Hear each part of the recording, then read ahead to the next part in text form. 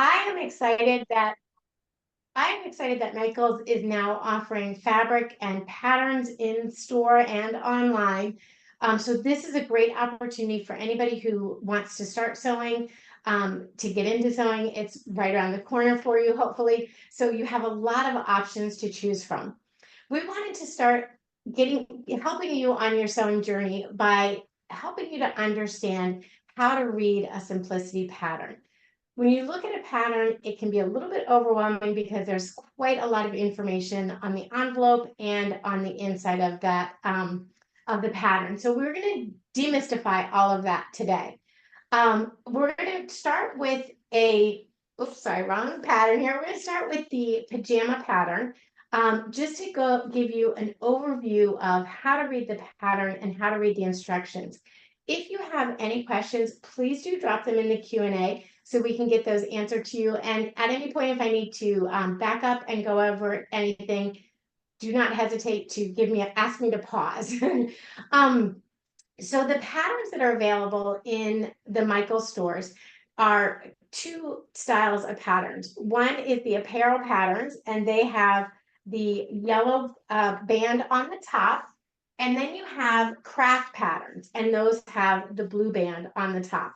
At the beginning of class, we're just going to focus on your apparel patterns.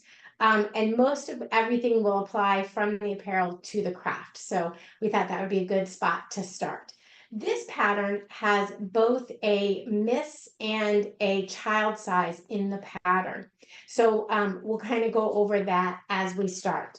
What you'll see on the front of your pattern, that yellow or the blue on the top, apparel and craft, and you'll also notice that you have a number in the bottom here. This is the pattern number. So if you were to look online to find a pattern that you wanted to make and then go into the store, you would just want to know what your pattern number is. The pattern number is the design of the pattern. So you have this Miss and Teen style patterns here. I guess they're not teens, they're girls and misses. Pajama bottoms with a number, and then you have the boys styles here, some different pajamas for the boys that also has a completely different number. So that number is really your guide to making sure you select the right pattern. Then also on the front of your patterns will be the size that the pattern is. So different pattern envelopes have different sizes. You may have the same design, but maybe 3, 4 different envelopes, and they have the size on the back of it. So on your front of your pattern, you'll have the number, the size, and the design of what that pattern will look like. Also have sketches on the side, they're usually on the front, but sometimes they'll only be on the back.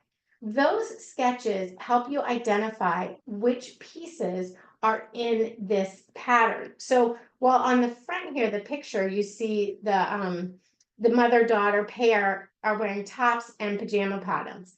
This pattern is only the pajama bottoms, and you know that because the sketch on the side shows the pajama bottoms.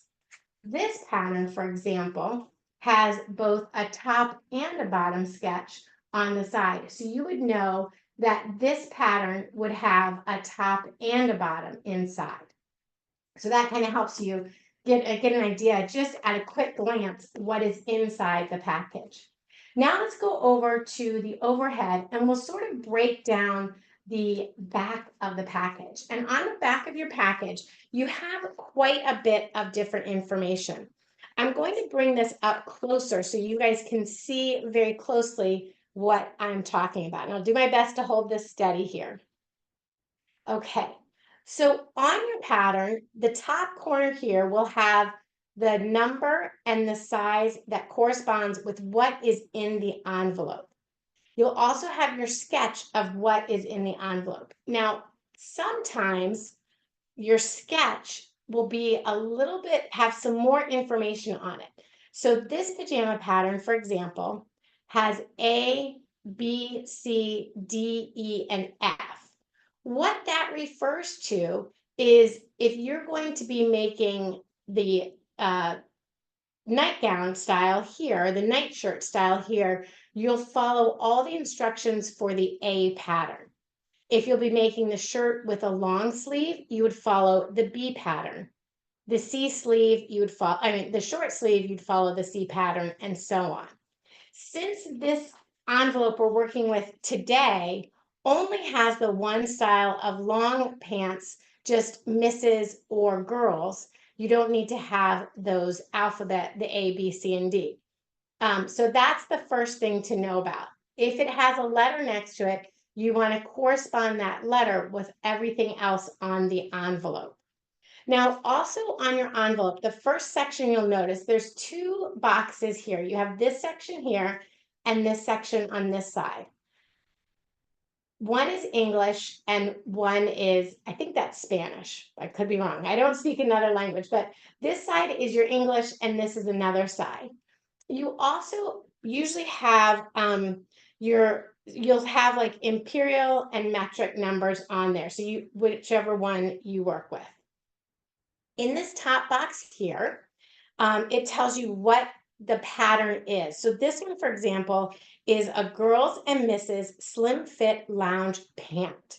So that's going to be important. That slim fit is going to be important when we get down to our measurements. Some patterns are designed for a fuller look, so it won't necessarily indicate that it's a fuller look, but this one does indicate that it's a slim fit. So I know that this style of pajama is going to be a slimmer leg and not so baggy. Now, below your title of your pattern will be your material that you need to have. So for these materials, this pattern was designed to be used with broadcloth fabric, a chambray, different types of cottons, flannels, ginghams, seersuckers, and those are your cotton type of fabric. So this pattern isn't designed with knit in mind. So when you're going to pick your fabrics, you do want to use the guide of fabrics that are suggested. And we'll kind of talk about that as we get into, I have some fabric here to talk about. So I'll touch on that again, why that's important. The other important part of this particular pattern is it does give you a caution that if you're making pajamas that are to be used as sleepwear and not loungewear, you do want to have materials that meet the flammability standards of the U.S. government. So just keep that in mind as you're working through your pattern. Now, that next box down right here says notions. And the notions are the tools that you need to make these pajamas. So for these, for example, you'll need thread, 3 buttons, elastic, and you can add different types of trim to your pajamas, like patches or some little bling if you wanted to. Like if you're doing something for girls and you want to kind of Taylor Swift it up, you might want to look for some different types of bling. Kesley, Now, the next 2 sections I'm are so sorry. yeah, Kesley, I'm so sorry to interrupt. I just wanted to ask, could you point to the section that you're reading? absolutely. I did pull out my my little seam ripper here to point to it. So this next section down here is the body measurements. When you're picking out your pattern, you do want to know your body measurements, and different patterns will have different measurements. So since this is only dealing with the bottoms, you would only need to know the waist and the hip measurement for your size. And you have girls up here in this little section, and then down below you have the misses sizes. So it's kind of when you're going to the store to pick your pattern and your material, you want to know what size you'll need to pick your pattern.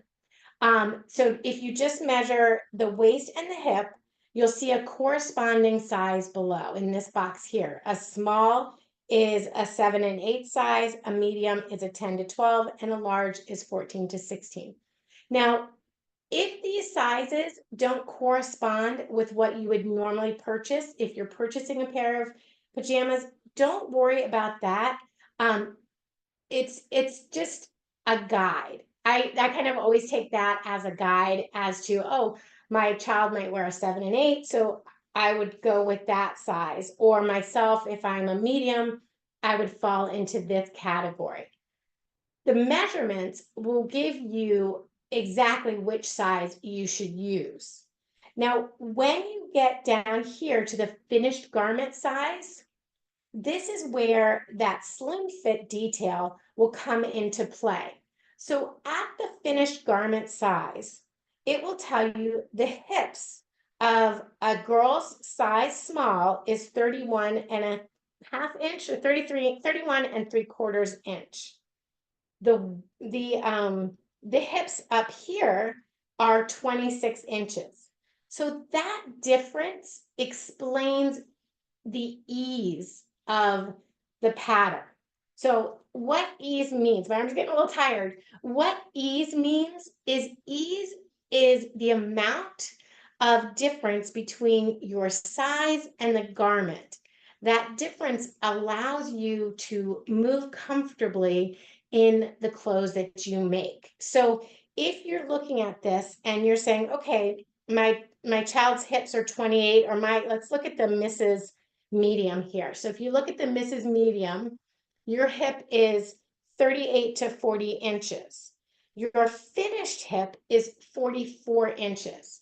So that means I will have 4 extra inches around my body of ease. So you kind of can think you'll have 2 inches on each side of your hip, which will give you room to move and play around.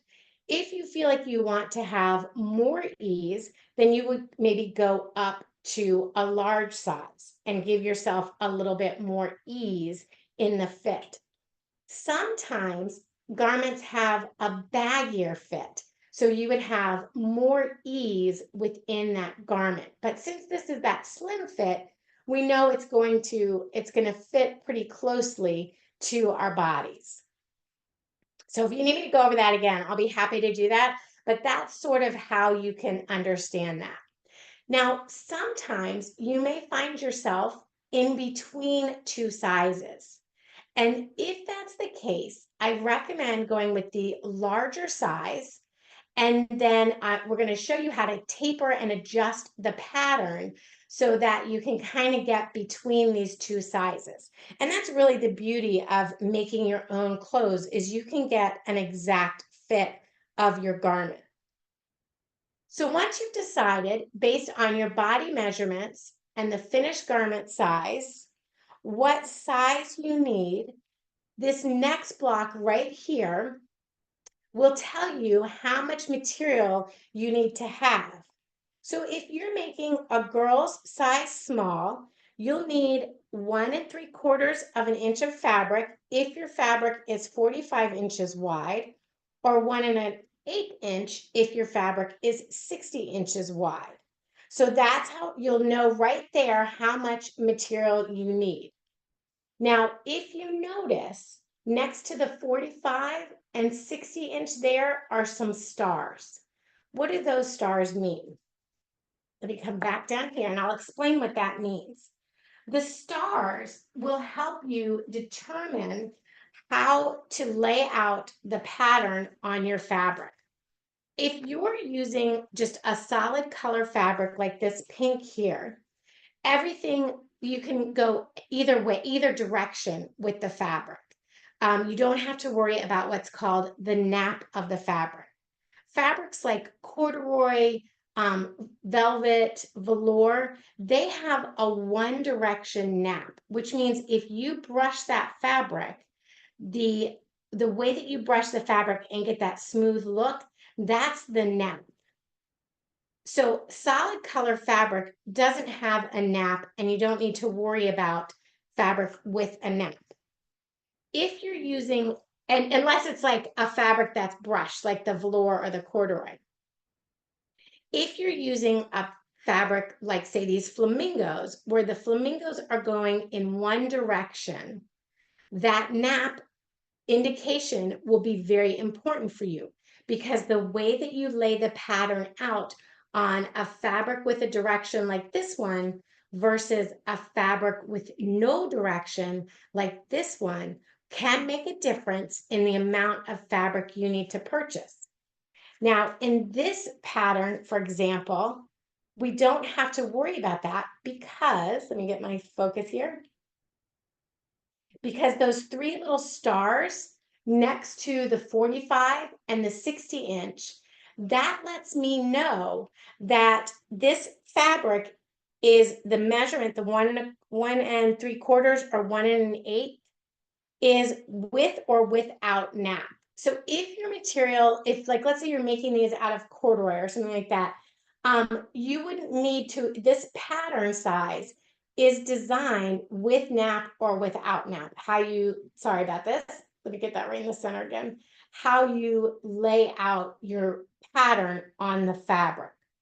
So this, as a beginner, most of your patterns would probably have those 3 stars that tell you if your pattern is a directional pattern, you can still get just the measurement that's listed there. If it does have, if you have to take into consideration a direction or nap on your fabric, it will give you a second amount of material that you need to grab. Now, underneath that, your measurements, it also tells you that you're going to need to grab some interfacing. Interfacing is a lightweight, it can be fusible or it can be iron in. It's a lightweight interfacing. So it interfaces, it's the inside of the fabric that gives it a little extra stability.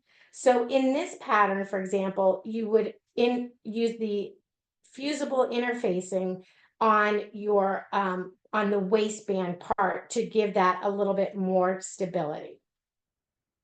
So that is how you read the front of your package and the back of your package. Now, sometimes these measurements that we're talking about over here, there's not enough room on the package itself to put that on. So sometimes those measurements, your body measurements, will be on your back flap. So just keep that in mind that sometimes it's on the back flap. All right, so once you've gotten your pattern, you've selected your pattern, you've gotten, whatever material you're going to use, you bring your pattern home and take it out of the envelope. Before I go, well, I'll come back to that, okay, because it just requires a different camera. We're going to come back to our envelope and determine how to sew this. How do we make this? Now, I always think pajamas are a great beginner project because once you get the hang of it, you can make these for everybody in the family. So I'm a big proponent of pajamas as a beginner project. Now, when you come home and you open up your package, you will have the tissue pattern and it's all folded up. This one has 2 pieces. I have one I've opened up for us, and this one here. So you would open up your pattern and you would look at your, you're going to look at your, I gotta always remember what this is. This is your pattern instructions. So when you open this up, so you'll see this pattern instructions has 4 pages. So I go ahead and open up all the pages of my pattern so I know what I'm working with, and I start reviewing the information in the pattern.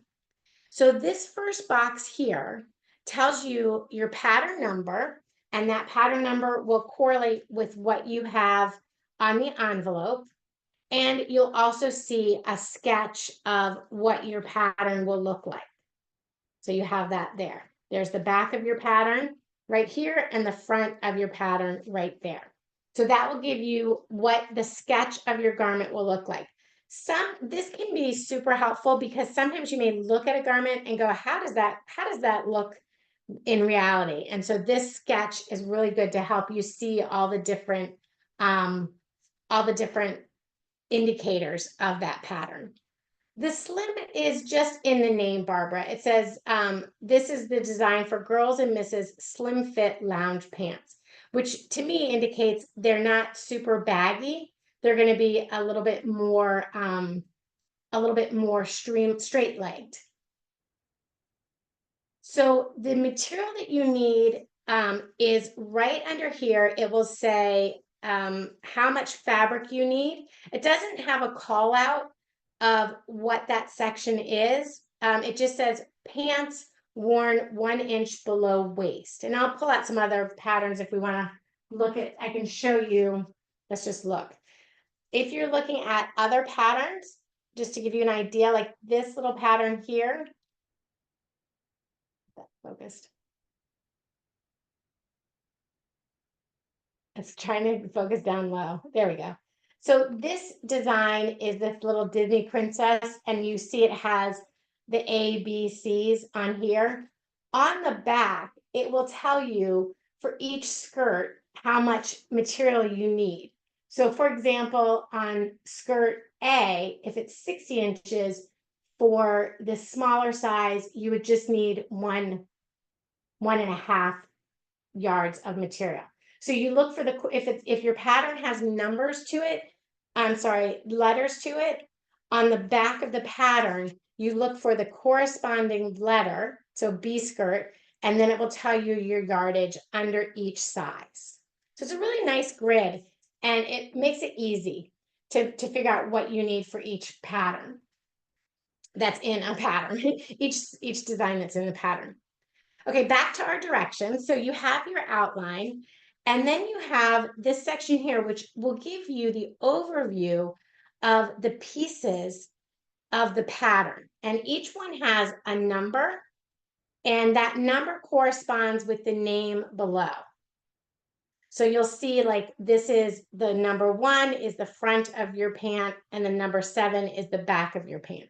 So you would want to cut those back both out as you're working along. So that's what that section is. And then this section over here, this is a really great section, especially if you're a beginner. This is all of the ins and outs of terminology. So it's the general terminology that explains what each of the markers on your pattern is, how to adjust for your length if needed, how to set it up on your pattern, and if you have any special cutting instructions or any special sewing instructions. And then this next section down here will go over the layout of the pattern pieces to maximize your material. So you see here, they'll have the different pieces, and it's like a puzzle. How to maximize your fabric to cut your pieces. So this will give you the sort of puzzle layout. It's like doing a survivor puzzle. It will give you the puzzle layout of how to lay your pieces on your pattern, on your fabric. And it will tell you if you have to place it with the printed side down right here, pattern printed side down, or pattern printed side up. And this fabric, like this example here, this is your 45-inch fabric. This is the fold of the fabric, and this is your selvage edges. So when you cut these two pieces, they will be, the white will be with the pattern side up on your material, and this darker number 7 would be with the pattern printed side down. So that's when you have those darker ones. That's what that means. And your selvage and your fold materials. Now, I usually use straight pins to set my pattern down onto my fabric. You can use weights, but you don't want to use tape or something like that. So you can use wonder clips depending on how close you are to the material. Oh, good question. I will explain what selvage edge means. Am I out of focus? Sorry, guys. There we go. Thank you so much, Gia, for letting me know. Now, once you've laid out your material and you're ready to cut out your pattern, you just simply flip your directions over, and you'll start following the directions from the first step all the way through page 3 and onto page 4. And you'll have all your instructions there. And then here are your instructions in Spanish with the number corresponding to the step here. So you'll have step 1. Let me put this back here. You have step 1 and the instructions for step 1. Then you move down to step 2 and the instructions for step 2. If you are just getting started, I always, and especially if I'm doing a new technique or something that looks super complicated, I always read through all of the instructions so I know sort of what steps I'm going to. One of the things when you're working for me and when I've helped other people make pajama bottoms, one of the things that is always kind of confusing to me is when you get to one of the steps where you kind of put one leg inside the other leg, and then you have to pull them out. So if you read ahead of it, you know, okay, this is coming up and this is how I'm going to have to do that and get to that step. Also, when you have a pattern, especially with the simplicity patterns, when you have a pattern, trust the process. This has been run through. If you're working along and you're reading it through the first time and you're like, well, I don't understand this step. How am I going to do that? Go ahead and do all the steps that you understand. And then when you get to this step, believe it or not, you'll probably understand what that next step is. And if you don't understand, Simplicity has a great catalog of YouTube videos that you can, I think they're called sew-alongs.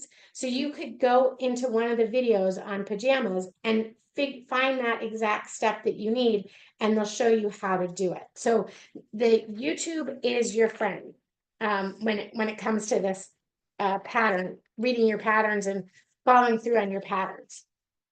Okay, so you brought it home, you've got your pattern, and you're ready to start cutting out the size that you need. I'm not going to do fabric yet. Let's talk about our pattern. So as you can see, this is one of the pages of the pattern, and it's very, very large. So I'm not able to show it all in my camera. But what I do want to show you is how to read kind of the pieces of the pattern. You'll have on your pattern, you'll see the number of the pattern, what size it is, and what the piece is for. You'll also see how many you need to cut and the number of the pattern that it is. So this piece is number 6. And if I look at my pattern here, number 6 is my front yoke and pocket. Front yoke and pocket, I cut 2. This line here indicates the grain of my fabric. My pattern piece needs to be placed on the grain of my fabric. So I'm just going to go ahead and we'll cut this one out to get started with.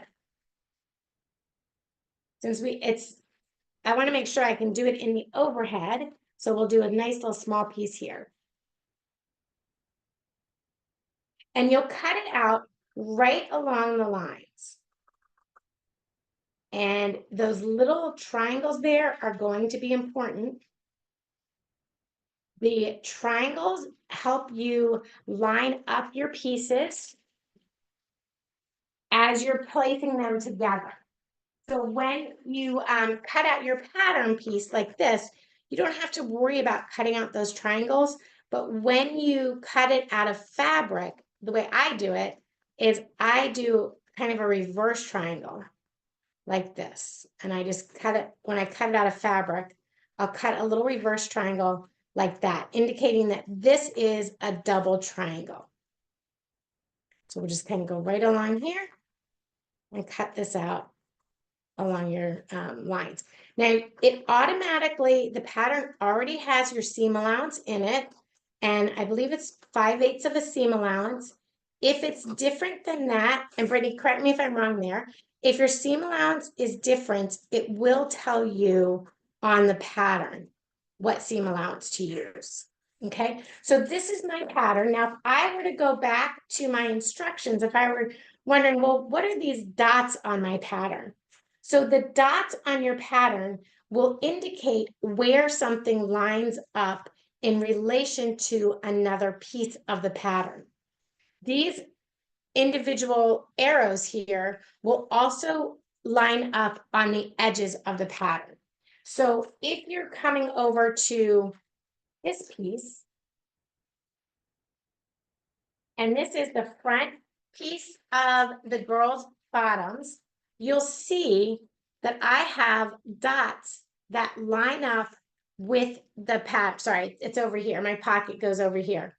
I'll have dots that will line up with my pattern. So when I have these cut out, your dots will line up. Maybe I have this wrong. Did I have this wrong? My dots. There we go. So I think this lines up with the outside because this is your pocket and that's your pocket hand there. So it may be my pockets go down here. But we'll look, we'll look at that. Okay, so that's what these little dots will line up. And when you get to those steps in your instructions, it will tell you exactly what to line up with what. So if I'm coming over here and I look at my pattern piece 6, it says on the inside with right sides together, pin the front yoke and pocket 6 section to pocket facing, having raw edges even. Stitch double knot edge as shown, double notched edge as shown. So when you line these up, you're going to stitch around the double notch edge as shown here. You'll have 2 of these. And then this will indicate, these indicate where you want to leave open. This is where your hand comes into the pocket. So these little dots indicate your opening. So you wouldn't stitch that line up. Okay, now there was a great question. What happens if you're between sizes? So if you happen to be between a size medium and a large on your measurements, you can adjust your pattern. So you would come in, let's say you're right in the middle. You could just come in with your ruler and divide the difference in half. So we would just draw the line here. We'll redraw our line on your pattern piece and fade one into the other. So you need to do this along the entire piece. And as you can see, this gets a little bit narrower as you come down here. So you would just bring that line in about halfway as you go down, just like this. So you're going to sew everything the same way, and you just let that narrow bit come down. And this notch where it notches in here, this is your hem. So you want to go about halfway in there and then line this up about like that. And if you need to, you can add a little bit more onto the bottom. But you're just going to go in like that and like that. So it goes halfway. You just go halfway and then you'll do the same thing along here. Just sketch it in halfway. When you get up to here, up to this part of the garment, if we're between the large and the medium, this is the rise of the front of the pajama pant. So sometimes your front will match your back. Usually your back will be a little bit lower. That's why you have a front piece and a back piece. So this is just indicates how high, how low the crotch line will go. So you just come up about halfway between the medium and the large like that. And then you just take this line and cut in where between that medium and large, just like that. So you just kind of feather that back in together. And then you'll just cut along that line. You can move your dots if you need to, so that you know where you need to line things up, and you want to make sure that you move out any of your single triangles and your double triangles to line those back up. Okay, so that's how you can adjust the size of a pattern. If you did your measurements and on the back you're like, okay, but I'm in the middle of the medium and large, so I'm like a size 13 for girls. How do I adjust that? That's how you adjust it. But I still would purchase the material for the large. So you have enough. So see, for your medium, it's 2 yards.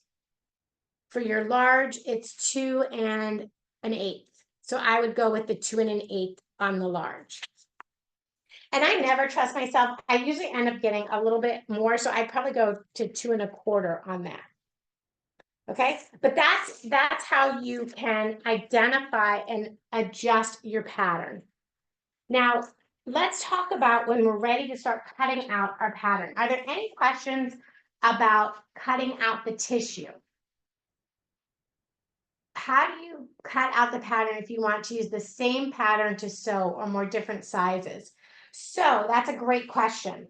On a pattern like this, if I were cutting out multiple, let's say I had 3 kids and I needed to make a whole bunch of different sizes for them.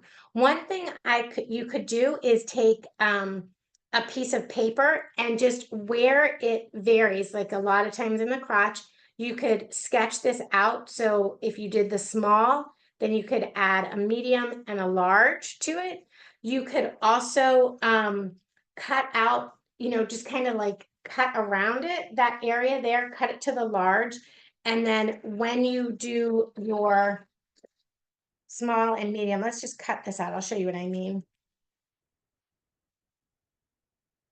And I also use, to get crisp lines on my patterns, especially when I'm folding them to go back in the envelopes, I will use an iron so that they go back into the envelope cleanly. Now, one thing to keep in mind too is you can take this pattern and modify it to make shorts if you wanted to. Okay, so we're just going to kind of trim that like that to the large size. And then we're going to come over and trim our small here.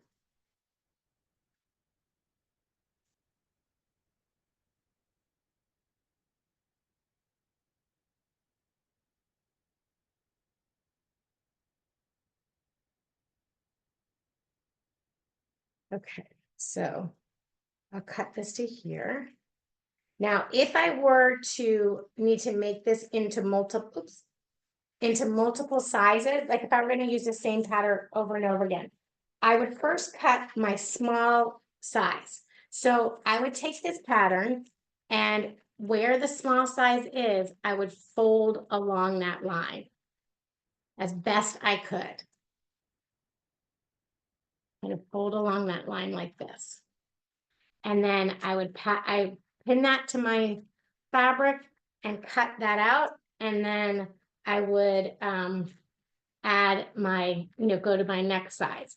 If you come to a spot that doesn't fold as easily, like so right here, where you have that little indent there, you can use the invisible marking pen and invisibly mark it with a marking pen. So on your fabric, to do that, just take this one.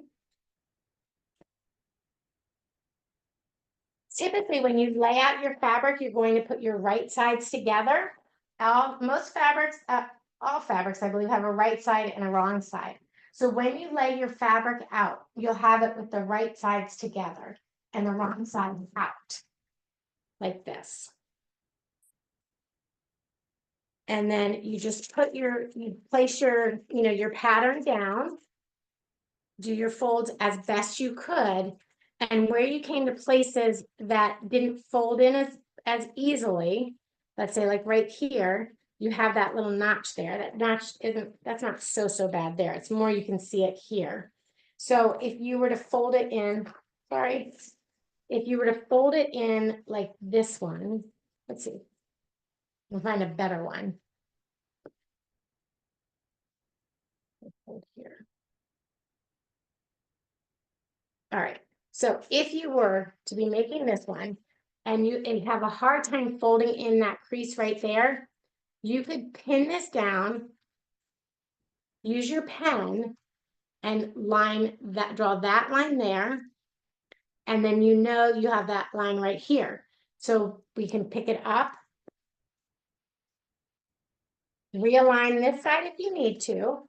Now, if you're a beginner and you can get your patterns on sale, you may want to just invest in 3 of the same pattern, so you don't have to worry about doing all this folding and jujitsu. But you can totally can. I've done it, it works. So we'll just line that fold right back up there where that pattern flip is, and you've got the tissue so you can see through it, and then you just place this down and you can use your pen and draw right along there, indicating your triangles. And then you just carry on. So I hope that kind of gives an explanation of how you can do that.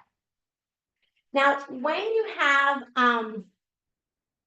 your material, you're going to place your right sides together. If I'm making something as a gift, a clothing gift, I do wash my fabric ahead of time. Sometimes fabric can have like a I can't think of what the name of it is, but like a sizing in it, and it's a little bit stiffer. So I do like to wash my fabric before I sew with it and try and get that out. Now, sometimes that means your edges don't line up exactly. I'll tell you my trick. When I'm lining up my material, I will cut a little snip, and this is why I get a little bit more. I'll cut a little snip and I'll tear my material, my fabric, because that tear goes right along the grain of the fabric and lines it up. So now you don't have to line it up by the selvage edge, you line it up by the torn edge. So somebody was asking, what is the selvage edge? The selvage edge is created when your fabric is made. It's where the material is stretched. So we'll either have like a frayed edge like this with the markings of the material color, the manufacturer of the material, anything like that, or it will just have a frayed edge like this. And you can see that it's got like one string that sort of holds it all together there. So this is your selvage edge, and across from that will be your folded edge. And then you have your raw edge on the top. So when you are working with your pattern piece, let's grab our pocket here. You want your pattern piece to line up with the grain of your fabric. And the grain of your fabric runs along the selvage edge and the fold edge like that. So the grain of your fabric is going to be right along here, and you want your arrow to line up parallel to your folded edge.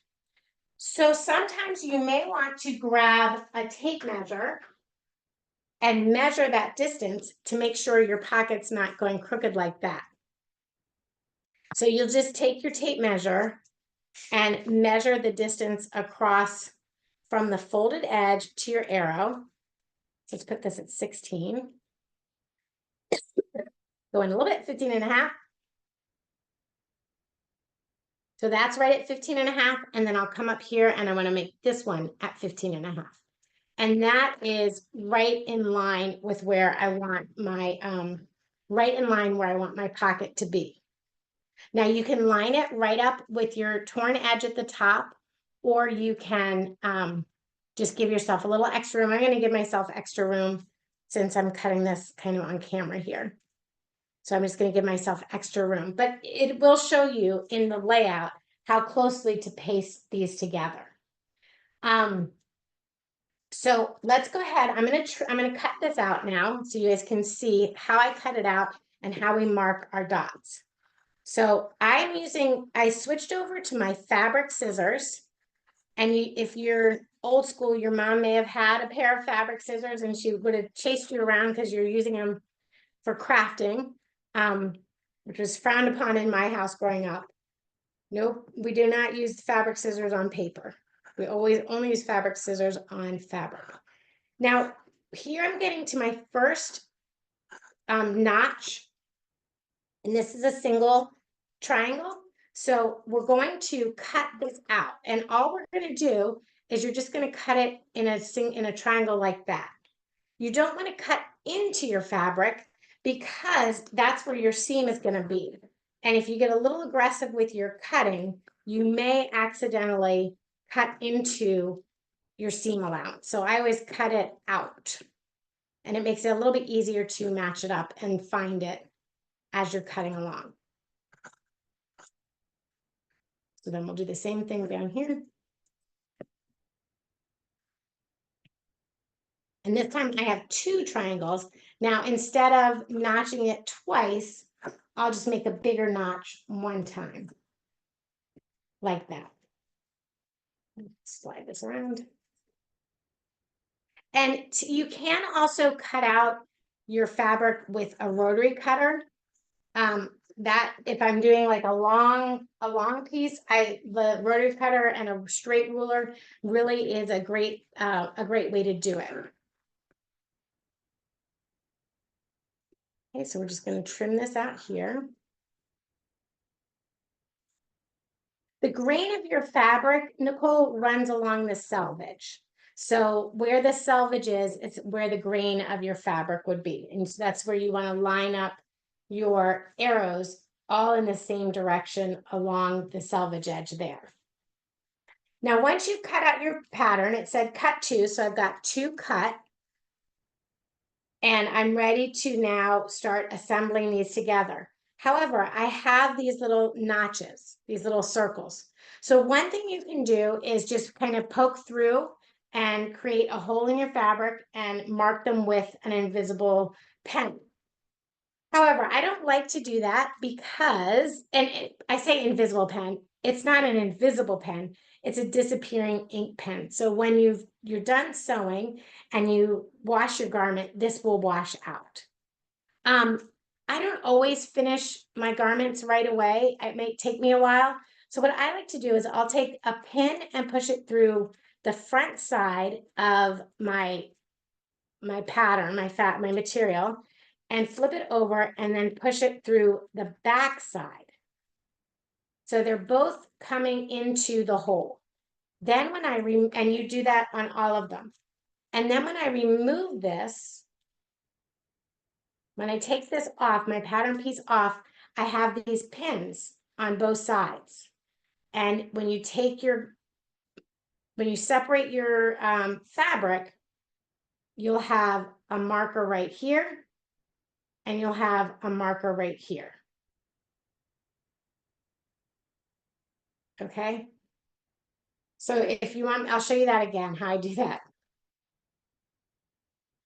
And you do want to have your material ironed. I had different material that was ironed and ready to go. You do want to have your material ironed and flat before cutting out your pattern. You don't want to have these my little folds in here that I have. So I just take my pattern. You've just cut out your pattern. You have your holes that you want to mark. So your pattern piece should still be on your fabric. And you just take your straight pin, poke one in on the pattern side like that, so you see it, turn it over, and where your pin is sticking out, you'll take your second straight pin and put it right into there. And then we just take the pattern piece off like that. And then you will have a little hole there, which is fine. And then you just pull it apart like that. And that will give you your mark, your indicator where you need to leave open when you stitch. So on this particular pattern, you would leave open between here and this hole and this hole.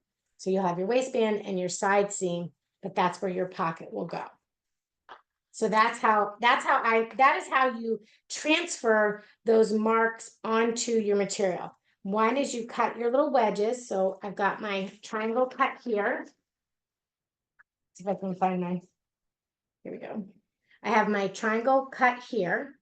So I know when I go to my other piece, when I go to my front piece here, let's say this is my material, and I need to line up my pants, my pocket, I have an indicator here of how to line that up. So that would just line up right there.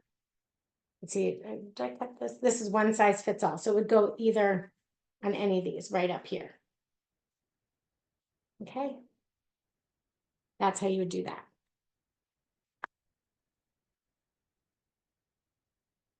All right. So I did it the triangles and I just cut them out of my they don't have to be perfect. You don't have to have them like exactly a triangle.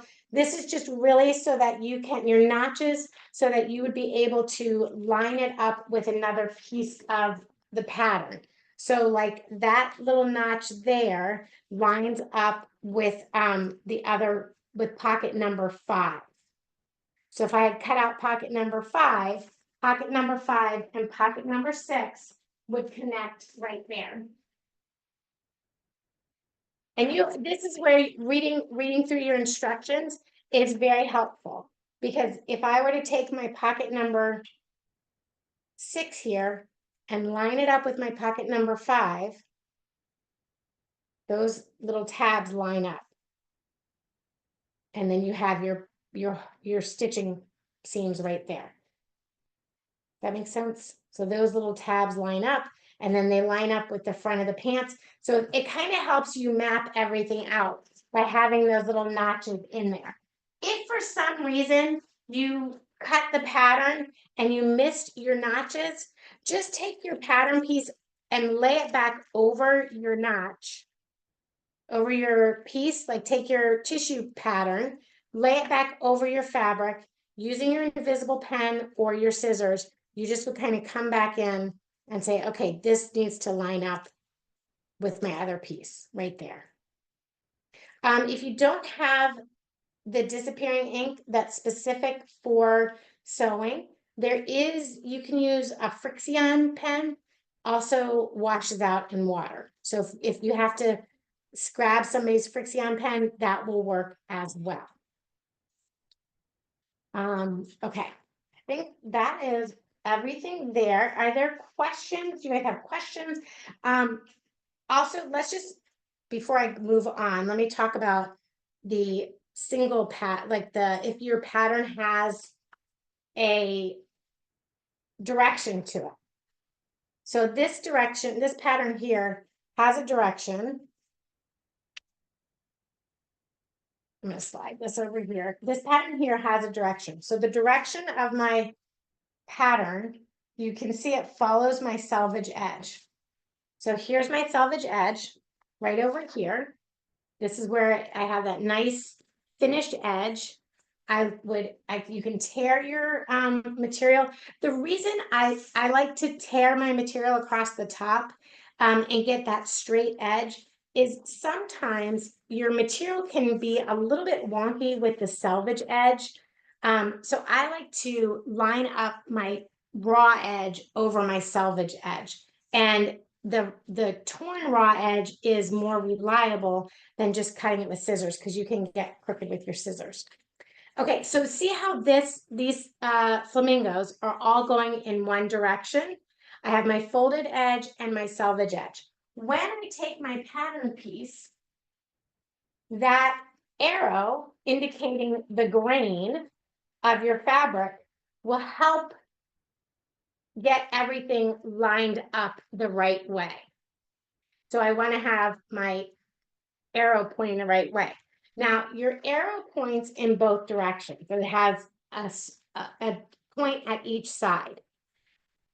In that case, you want to make sure that the waist or the top of your garments, where the directions are all facing in the same way that your fabric is. So if I were to flip this pant leg and put it on my fabric like this, where my instructions are upside down, that means my material will also end up being upside down and my flamingos would be on their heads.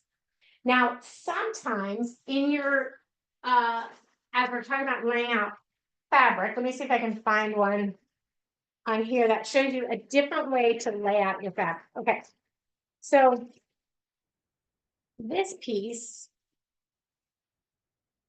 the casing is just a rectangle piece. And it doesn't have that arrow indicating the grain of your fabric.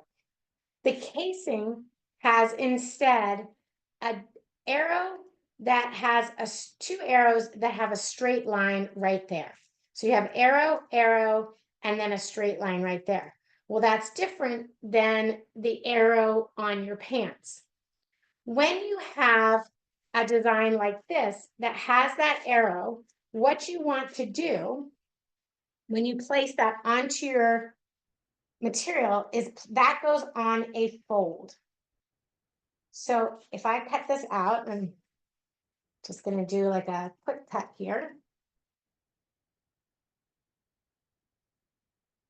And the directions will explain all of this with your pieces and the individual pattern you're doing.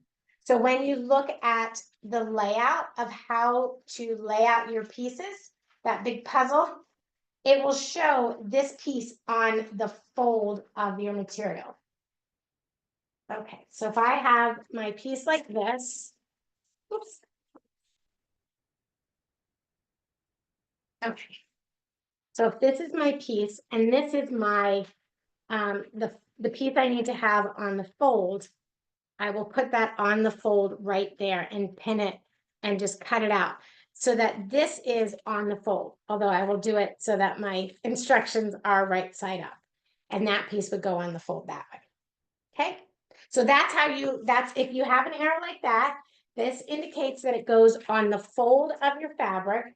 If you have a straight arrow, it indicates that it goes along the grain of your fabric. And if you come back and we pull up our instructions again with our map of how to lay everything out, you'll see here where items are on the fold. If it has to go along the fold of the length of your fabric, or sometimes you have to take your fabric. Let's say if you were doing this as the extra large size here, get this going the right way. So if this were my material here, and I had to go along the extra large size, my material is too short for the extra large size. So see, I need like 2 more inches. Now on this type of material, that's going to be a little tricky because my if I were to go this way in the directional fabric, my flamingos would be on their side. So what I would do with something like this is I would fold your material. You would fold it you'd have it on a different type of fold. So like on the center fold like this, so that you could go the same, you'd go the length of this, like this way. So instead of having the selvage edge, it would go like that. So it would go along the selvage edge and not across the selvage edge like that. It's a little, that's a little confusing. I wish there's a better way to explain that. And sometimes you don't always have that information when you get into, until you like open it up and start playing with it. But like, so for example, if I were making these pajamas out of this material, I might take this and just fold it in half like that and get the length I needed that way. Okay. Now, one other thing I wanted to go over when we were talking about how much material you needed on your, actually, can we go to the front facing camera again? And I'll try and show this one a little better. So your fabric will come in 2 different lengths. Usually it's a 45-inch length. If you're working with like a lot of the fuzzy fabrics, the flannel type fabrics, you may get 60-inch lengths. On the end of the bolt of fabric, it will tell you if it's a 45-inch or a 60-inch. If you're looking at this going, there's no way that is 45 inches. It's referring to the full width of the fabric. So this is folded in half on the bolt. Your fabric will usually be folded in half on a bolt unless it's on a roll.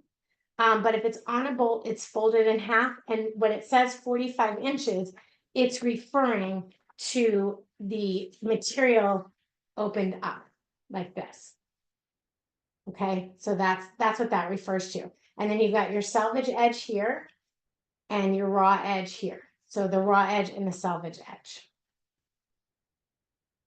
If you need to add length to your pattern, or if you need to shorten your pattern, you can do that on the pattern itself. Like this one, for example, has a line right here. This is where you would, if you needed to lengthen or shorten, this is where you would cut your pattern and shorten it or lengthen it. And that allows for the right, so that you have the right pitch on the crotch area here. That's so you can just cut that and make it shorter, or cut it and add, 2 or 3 inches into that area if you needed to, Kathy. That's how I would go about doing that. So your grain of your fabric, that brought up a lot of questions, didn't it? The grain of the fabric is important because it's like how your fabric stretches. So this is a cotton and it doesn't really have much stretch. If you were to put your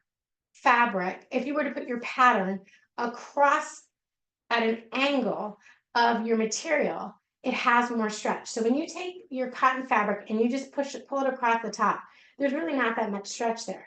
But when you come at an angle, you definitely get more stretch.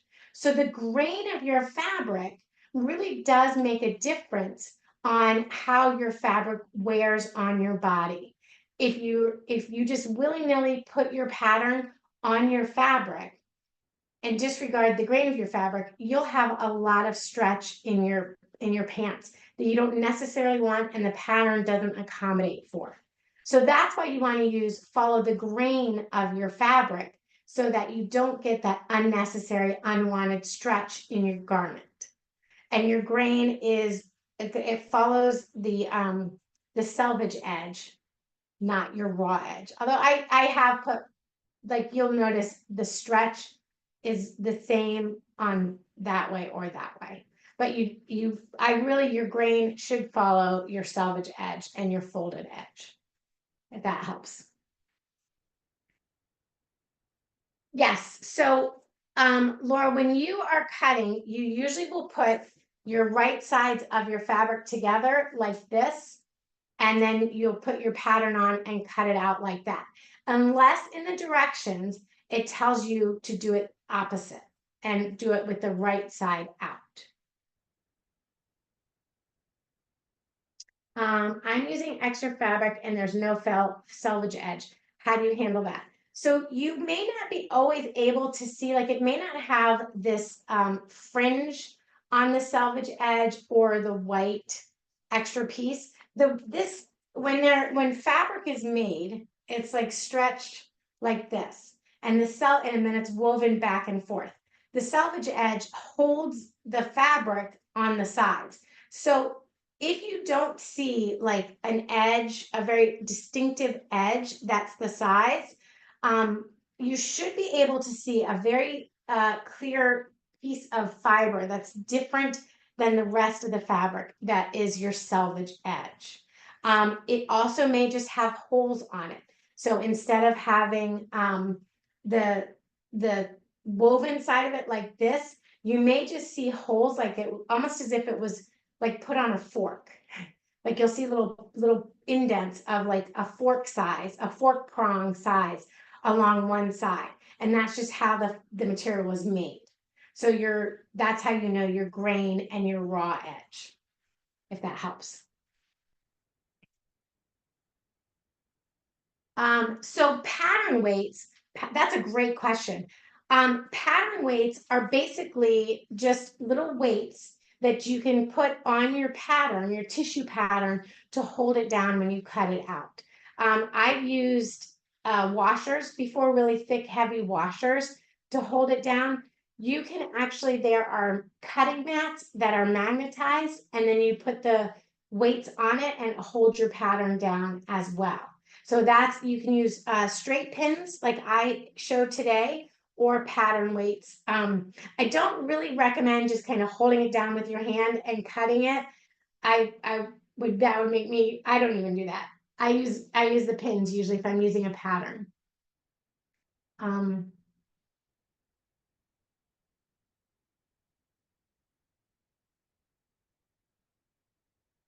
So do you typically overcast the edges? Good question. I do have my serger behind me.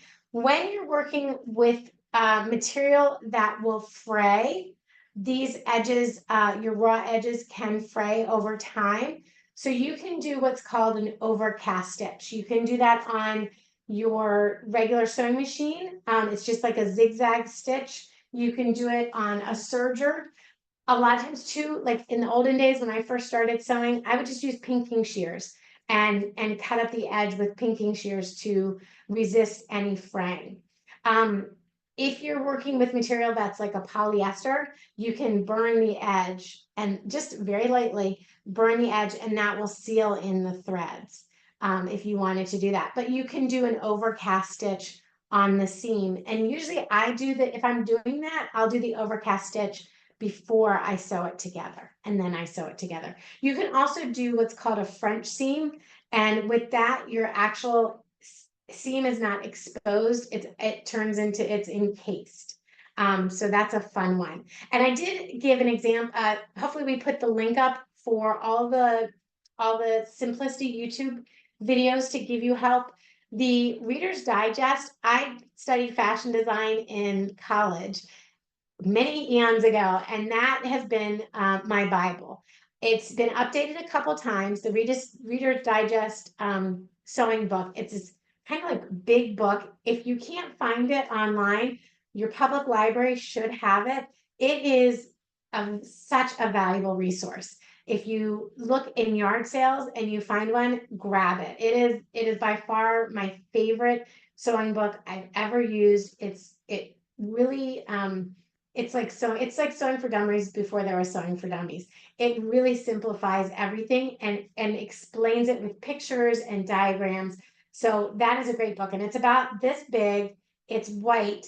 I lost mine in a move many moons ago, and I always pine for that book. That was such a great book. So your folded edge, yes.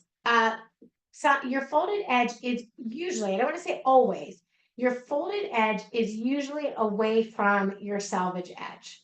So you'll have your selvage edge and then your fold will be here. So you'll put whatever needs to go on the folded edge on your folded edge. You have a little bit more wiggle room with the pieces that don't have to go onto a folded edge. But like I said, with that one waist piece being longer, you would then fold your piece like this with raw edge to raw edge if you needed more length than 45 inches. So sometimes you do have to do that. All right, you guys, thank you so much for joining me today.